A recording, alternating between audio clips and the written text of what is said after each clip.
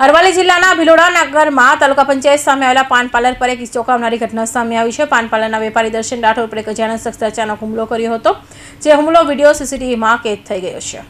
ઘટના સમયે દર્શન રાઠોડ પોતાની દુકાનમાં રોજિંદા કામકાજમાં વ્યસ્ત હતો। આ દરમિયાન એક અજાણ્યો શખ્સ દુકાનમાં આવ્યો હતો। કોઈ પણ પ્રકારની વાતચીત કે ચર્ચા કર્યા વિના જ શખ્સે વેપારી પર હુમલો કરી દીધો હતો। દુકાનમાં લાગેલા સીસીટીવી કેમેરામાં સમગ્ર ઘટના કેદ થઈ હતી। સીસીટીવી ફૂટેજમાં હુમલાખોરી હરકતો સ્પષ્ટ દેખાઈ રહી છે। બનાવ અંગે વેપારી દર્શન રાઠોડ ભિલોડા પોલીસ મથકમાં ફરિયાદ નોંધાવી છે। આ ઘટનામાં સ્થાનિક વિસ્તારમાં ચર્ચાનો વિષય બની છે। નગરમાં વધી રહેલી આવી ગુનાખોરી અને સામાજિક તત્વોની પ્રવૃત્તિનો ચિંતાનો વિષય બન્યો છે। પોલીસે આરોપીની ધરપકડ માટે તપાસ શરૂ કરી છે।